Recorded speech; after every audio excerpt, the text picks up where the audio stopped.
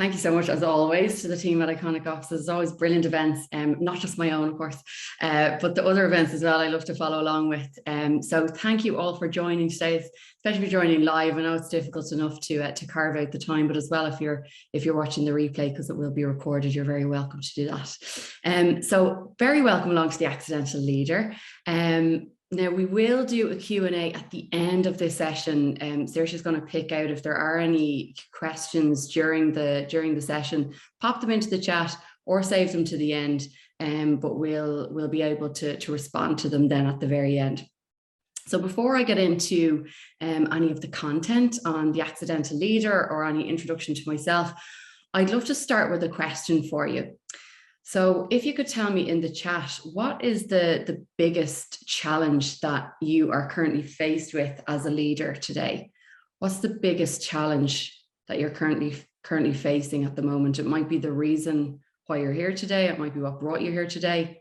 But what's the big stumbling block for you as a leader? I'd love if you popped it into the chat, and then we can start to see what everyone's facing.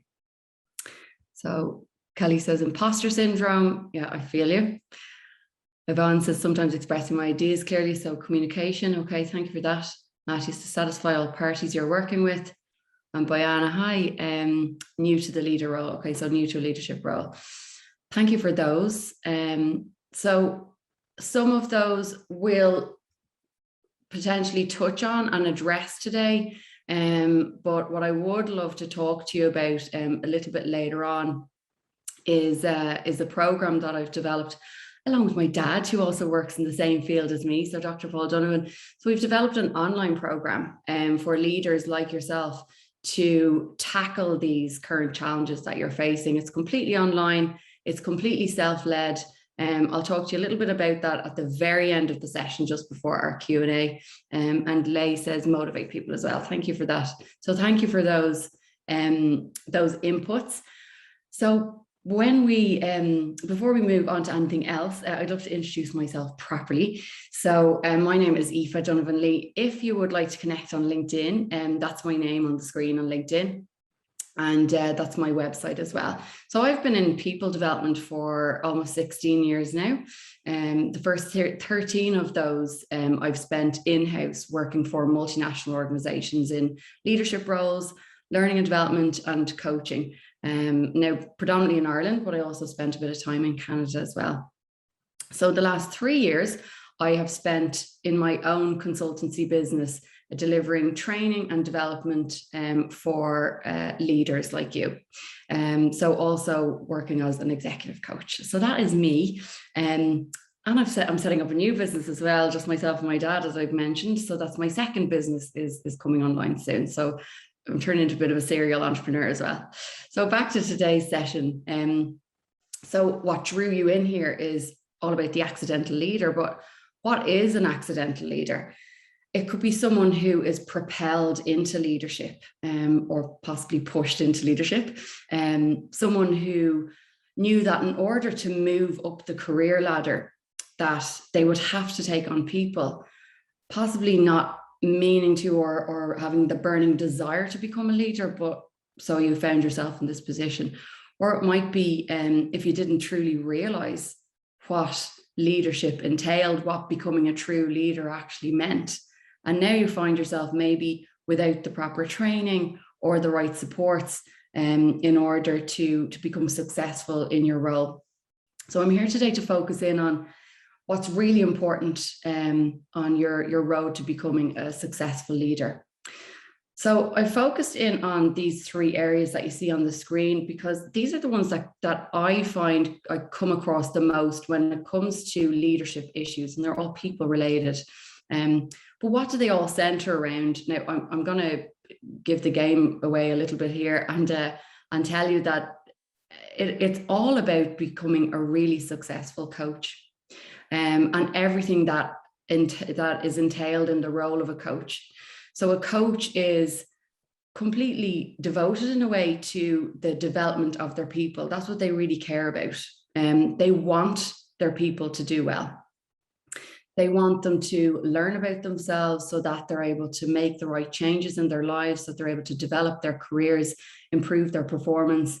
And that's why I'm here today. And actually, my whole desire is to support the employee, whether that's you as the employee, you're of course a leader, you're an employee, but also to help your direct reports. So through helping you, I'm helping them. And then the ripple effect that has on their lives and the people around them. So I'm in it for the employee, for you and your direct reports. So these topics that we're going to talk about today, they're massive topics within themselves. So what I do hope to do today is to give you some questions to take away and think about, to start to think about these topics in a different way, and start to think about your role as a leader in a completely different way, so that you can develop into an extraordinary leader, the leader that your team members truly deserve. And you know, those leaders who you talk about for years later and the impact that they had in your lives. Why can't that be you? And would you like to be a leader like that, who has that massive, massive impact on people? So we're going to focus on leading versus managing, the difference between the two and why that's important. We're going to talk about developing your team, and as important, developing yourself. And of course, there's the Q&A at the end. So let's move into leading versus managing. So there is a difference between leading versus managing. There's a difference between when you're leading people and when you're managing. So if you think about it this way, managers manage things like budgets, resources, inventory. Leaders lead people. And in order to be successful, you have to be both a manager and a leader. The problem is that today, most people in leadership roles are predominantly focused in the managing area. So most of their time is spent in the managing and not enough in the leading. Tell me if that's true for you. Does that ring true for you, that you feel like you're more in the business as usual, the day-to-day, as opposed to the leading? And we're going to talk about what a more clear definition of each, but from what you know. Matthias says yes. Yvonne says yes. Yeah. Lucy says yes. It's what I find, Boyan says yes, definitely. It is what I find from having daily conversations with people in leadership positions, is that most of them want to do more of the leading and more of the people work, but they feel for loads of different reasons that they're stopped from doing that. So we have a quote or definition from a guy called Warren Bennett, deceased, but he was an expert in leadership. He was an author, a speaker, and he puts it quite clearly, the difference between the two. So he talks about the manager administering, whereas the leader innovates. The manager has a short range view. What's going on right in front of me? What are the fires that I need to put out right now? The leader has a long range perspective. The manager asks how and when, whereas the leader asks what and why. The manager has their eye on the bottom line, and the leader has their eye on the horizon. So oftentimes, depending on the level of leader that I speak to as well, people don't see themselves as having reached what they would call a leadership position. But whatever your level, like I said a couple of minutes ago, you need to master both. You need to do the managing, the day-to-day, and the managing of things, but you also need to become exceptional at the leadership side of your role as well. So I'm going to talk through some questions on the next slide for you to start to think about how much you are leading and how much you're managing. And as I'm talking through each of these questions, I'd like you to just make a note for yourself of what's coming up for you. So as I ask one of the questions, is it drawing up a particular resistance for you? Like, That's okay for Aoife to say or that's okay for other leaders to think about that because they're not in my role. That sort of resistance, that your inner critic telling you why that's not possible for you to even consider thinking about this. So I want you to make a note of any resistance and what feelings are coming up for you in relation to developing your people, leading your people. So first of all, I want to ask you, where is your time being spent? How much time are you spending on coaching, developing your team, doing one-to-ones? Give me in the chat, let me know across a week, say, what percentage of your time is spent on those kind of people activities? Just ballpark, what would you guess? What percentage of your time is spent on the leading side of things, the people? Kelly says 60%. I miss Matthias's previous comment. I like the football pitch you're having there. Yeah, I always think of coaching, leading to sports. Makes me think of one of my inspirations, leader, Sir Alex Ferguson. Absolutely brilliant example of a leader that was able to balance being a manager and at the same time lead those around. Absolutely, he didn't have to be everyone's friend to lead them. Great example, Matthias. Thank you for sharing that. Bayana says 20%. Sam says 30%. And Leigh, time spent on communicating to people, 60%. Okay, so definitely I would say some room for improvement if you would agree with that. You could take an exercise, make a note of this if this would be useful for you, to take a piece of paper after the session and make a list of all of your weekly activities and how much time each one consumes. There are tools and resources available for you to be able to do this, like a time tracking activity. There's a great productivity author and speaker called Laura Vanderkam. I'm going to put that, I'm sending that to Saoirse for afterwards for the resources that she mentioned at the start of the session. So you guys will get that in an email. But her name is Laura Vanderkam. Now she's a productivity specialist.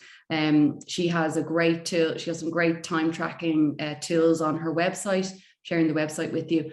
But if that's something that you really want to knuckle down on and see where is my time being spent, that's a great activity to do. What you can do is when you've marked out all your activities, mark beside them an M for managing activities, an L for leading activities, and then decide where you would like to dial back and where you would like to dial up. So if you're finding you're spending more time on managing activities than you even realized, then we're going to talk in a moment about delegating, and there might be some areas where you could be delegating more of those tasks. So question number 2 is, do you know your people? So I assume with your team members, you feel like you know somewhat of their personality, you know their partners, maybe their kids' names, what they've been up to, where they're from. But do you really know what they want? Do you know their strengths, their weaknesses? Do you know their short, mid to long-term goals? Are you coaching them on their individual development plans to get better? So that's something for you to take away. And if the answer is no to any of that, then how can you get to know that?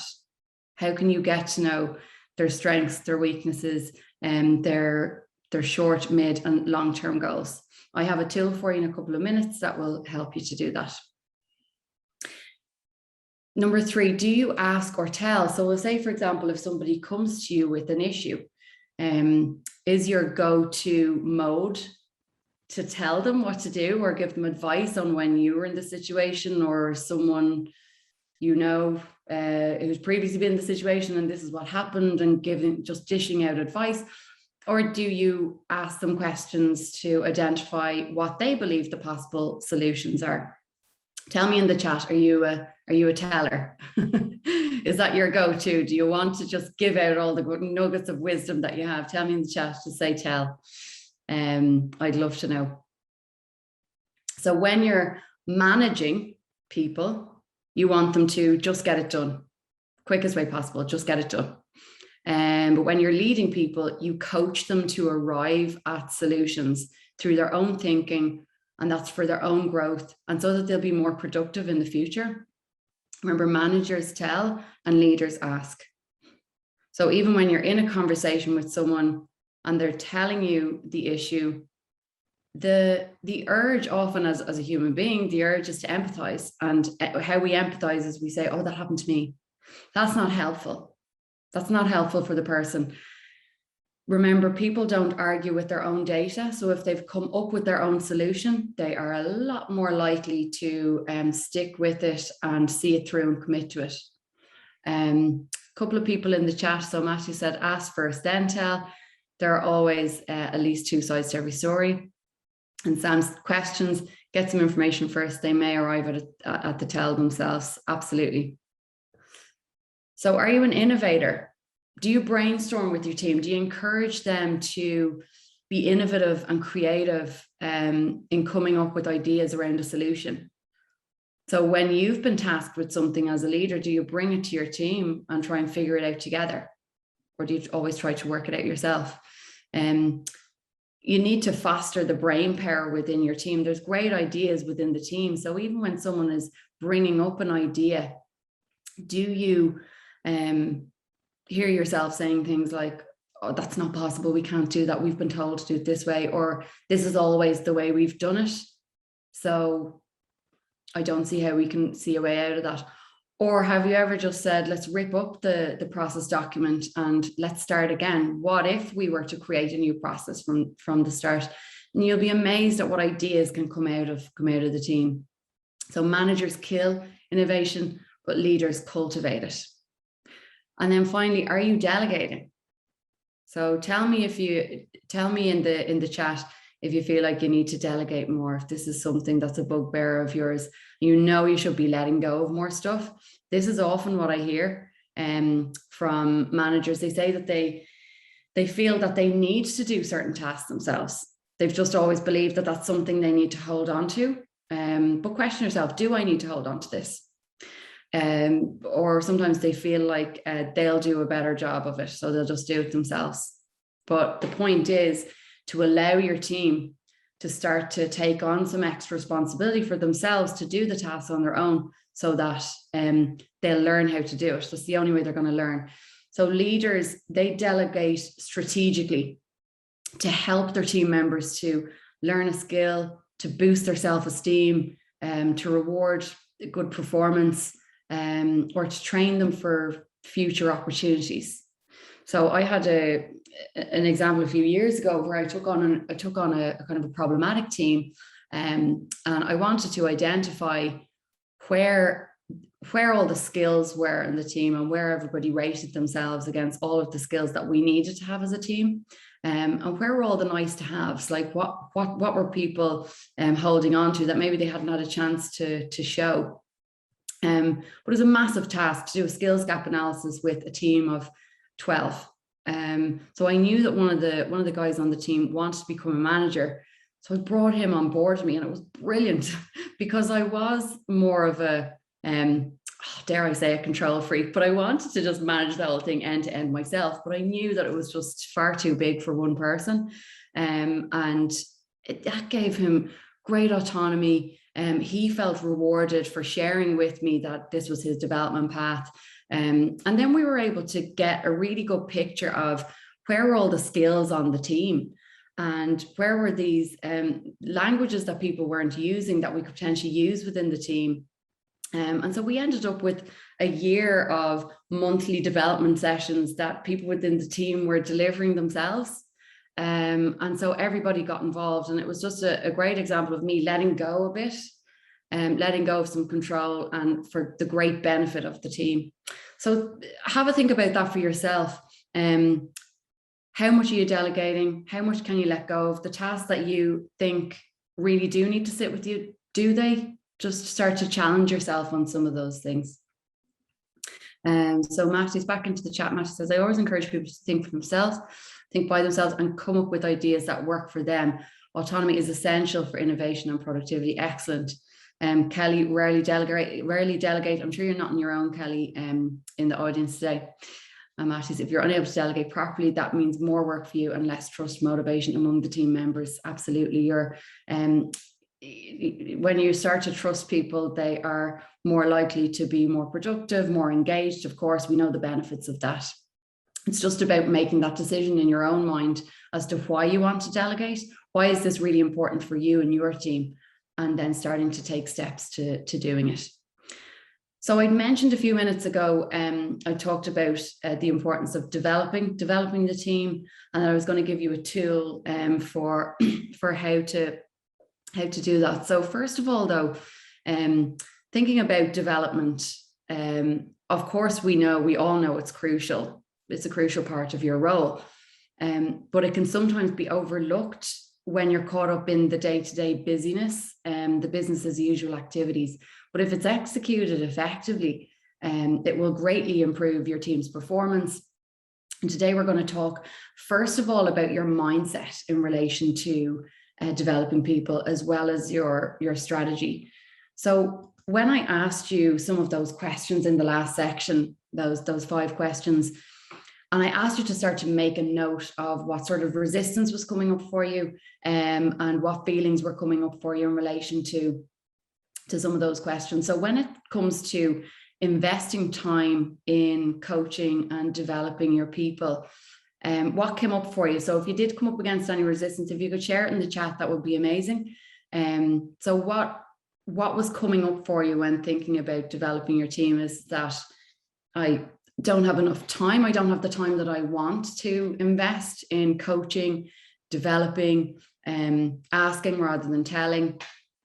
What thoughts and feelings are you aware of that were coming up for you? If you could share them in the chat, that would be great. Maybe some of you feel like you don't have enough expertise. Maybe you feel like you need to know more to fully be able to develop your people. So we don't have anything yet in the chat, but if it is an area that you believe needs more attention than it's currently getting, then let's start to understand why that situation is as it stands today for you. So some of the blockers that I've already mentioned that may have come up are time or your own expertise or something else that's stopping you. So we're going to use a tool called the 5 whys to figure this one out. And anyone who's been on any of my previous workshops, I probably talk about the 5 whys in almost every workshop that I do.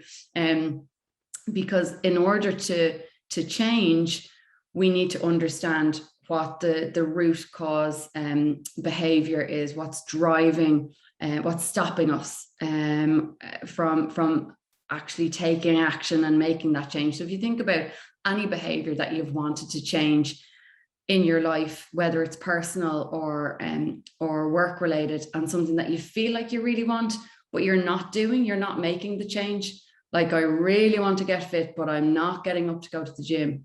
I really want to read more, but I'm not picking up the books.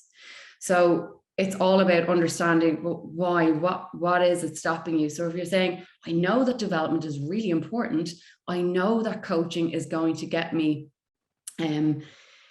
is going to get my team to a higher level of performance. I know that I'm going to get more out of my people. I know that I'm going to get more fulfillment out of my own role, but I'm not doing it. So why? So let's use the 5 whys. So start with that initial reason as to why you say that spending as much time developing your team, or why the development of your people is not getting the attention that it needs, or whatever the area of management is that you feel like it's stopping you from doing something at the moment. Use that as your example for this exercise. So I want you to ask yourself why. Why do you believe that's so? And then I want you to continue to ask yourself why. So when you've gotten that first answer, then you ask yourself why again. Why is that the case? And when you get that next answer, then continue. Now, they say the 5 whys, the root cause analysis tool, but you're just asking why as many times as you need to until you get to the crux of what's really stopping you from making those changes, or from working on the development of the team, or whatever it is. And then you can start to build your what and your how. How am I going to get around this? Remember, a leader thinks about not being isn't blocked by what they perceive has always been the case or is always in the way, or senior management have told me that this isn't possible, or this is always the way people have done it around here. Just remove that for a moment, put a pin in that and think, what could be possible for me? And actually, I'm going to share with you a model in a couple of minutes that you can use to question yourself on that, to start to build up your plan for yourself and for your team. We're going to talk about it first in relation to your team. We're also going to talk about how you can use it to coach yourself as well. So what you want to do is you want to get past whatever's holding you back in relation to people development or whatever the challenge is that you're facing, because it's a crucial part of your role, as you know, especially if you don't invest enough time in it, of course. So remember, you don't need to be the expert. If you've recently taken over a team and you don't quite know how to do their role, you can still develop those people, because in using the coaching tool I'm going to give you in a couple of minutes, you can question them and listen to them and help them. You can guide them to how they can find out more information, or who they need to talk to, or who's within their network or within the organization that they can find more information from, or maybe it's outside of the organization. But it's about helping them to develop an action plan so that they can go and take the action, not about you holding all the answers, certainly not. So I'm going to give you some great questions that you can ask of your direct reports. And those questions come in the shape of the GROW model. So has anybody heard of the GROW model before? Anyone who's been on my last session will have. Yvonne says no. Great, I can teach you something today. Lay says no. Okay, this is good. Simone says yes. I remember you, Simone, from my other session. Jörg says no. Okay, so lots of no's. So a bit of learning then today, and a refresh for those of you who have been on a previous session.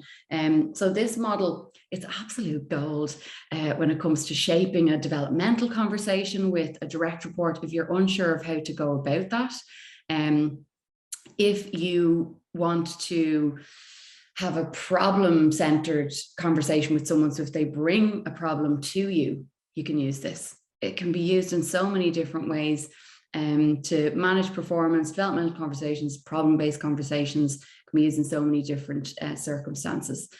So what you want is that the person is coming up with the solution themselves. You're entrusting them. You're saying that I believe you have the resources within you, until they don't, until they say, I absolutely don't know. And of course, you switch into a mentoring hat then. But for the most part, if you can stay in the coaching mindset, it will be of more benefit to them. So remember that it does, this kind of a model, it will take a little bit more investment of your time in the moment, but it's to relieve pain in the future for you and the direct report. So it's so that people aren't coming back to you with the same issues, so that they're growing, they're more productive themselves. And that's why you're investing the time in using a model like this, in helping them, in questioning them, and helping them to draw out the answers themselves. So this GROW model, this is a widely used formula by coaches across the globe and leaders, of course, and it was developed in the 1980s by three business coaches, Graham Alexander, Alan Fine, and Sir John Whitmore. I always recommend the book Coaching for Performance by Sir John Whitmore. I'm putting it into the resources of the follow-up email as well. It's a great book if you are looking to develop your skills as a leader, as a coach. So just, you can make a note of that, or it's going to come up in the email as well. But for now, just to touch on the GROW model, a good way of thinking about it is to think about how you would plan a journey. So first of all, you would decide where you're going. That's your goal. That's your destination. So decide the end. Decide on the ending first, and then you're going to help that person or yourself to establish the reality. Where are you currently now? And then you explore the various routes. So the options. What are the potential solutions? And then the will, you establish how committed you are, or how the person is to that journey or that action plan.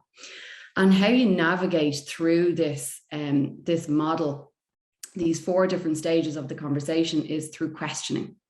And I have provided you at the end of this deck, this slide deck, which you're going to get after the presentation.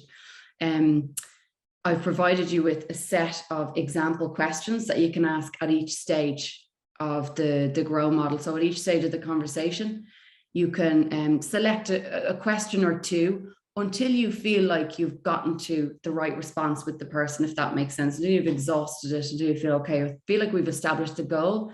Now let's figure out your reality, and then you move into the reality questions. If you want a bit more on this than I'm touching on today, I've done a whole session on coaching yourself. It's called Coach Yourself Out of Any Dilemma. It was a previous Iconic Offices event. It is available on the Iconic Offices page, so on their website. If you want to go into that one, that was hosted last November, I think. So it's there if you want to dive into this in a bit more detail. I say coach yourself. This is applicable for coaching others as well. So just in case you feel like you're not getting enough from this section as I'm delivering it today.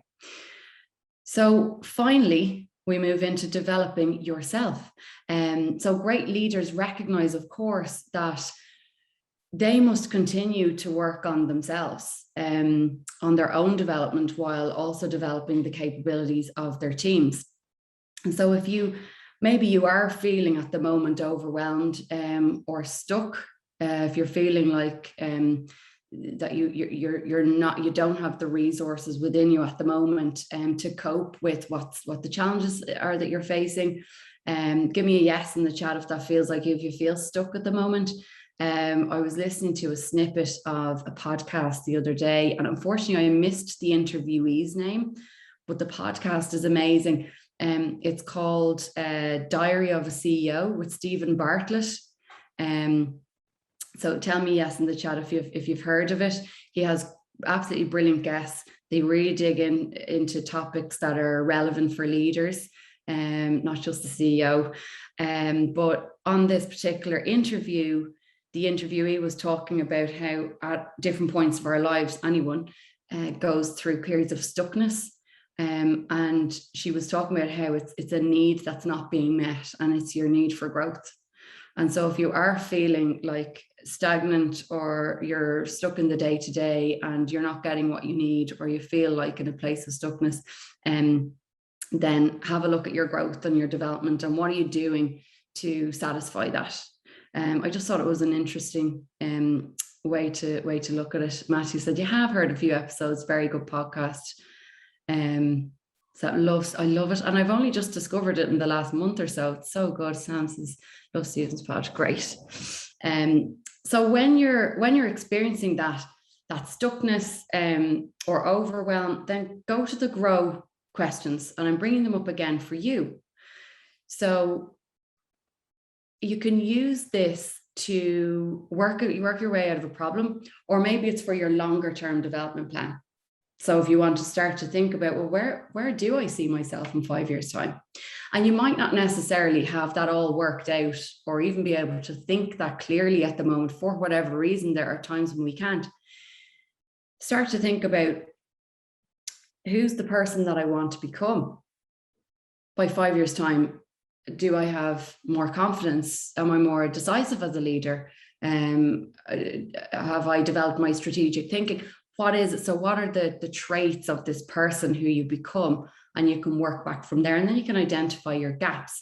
So from where I am now to where ideal Aoife is, what are the gaps, and what do I need to develop in order to close those gaps? You can use the GROW model to guide that conversation, or that practice with yourself. And then also ask yourself, what support do you need from your leader? So how are you managing upwards and opening up that conversation with your own leader to get the support that you need to work on your own development? So before I touch on the program that I had mentioned at the start, just in summary of what we've looked at today, I'd love to know what your key takeaway has been. So we've identified the difference between leading and managing, and the importance. We talked about those 5 questions that you might take away some of those just to ask yourself to look at. We've talked a little bit about developing your team and what way your mindset is in relation to the development of your team. We've talked about the GROW model in relation to developing your team, but also just having a focus on yourself and how you can focus on building an action plan for yourself and to develop yourself, and also talking to your manager about that. So has anybody got any of their takeaways from today? If you could pop them into the chat. And just as you're doing that, just a final piece before I hand over to back to Saoirse. So I had mentioned the Accidental Leader program. So this is an online program. If you notice that if you know that there are gaps in your development, you might be looking for something more than these kind of 1-hour sessions. This is a completely online, self-led learning development program for leaders. So you can pick and choose the modules that you want to develop in most. So to give you a flavor, here's the modules that we're launching with. Now, will be launched in the next 8 weeks. If you would like to get more information on when it's launching, then I would encourage you to connect with me. I have put my details up on the screen. Now, the QR code is going to bring you, if you hover your camera over that and just click on the link, that's going to bring you into a link to subscribe to my weekly email. So my weekly email is lots of leadership tips and recommendations like what I've shared with you today. But you'll also find out then when the Accidental Leader online program will be launched. That's happening this spring in the next 8 weeks.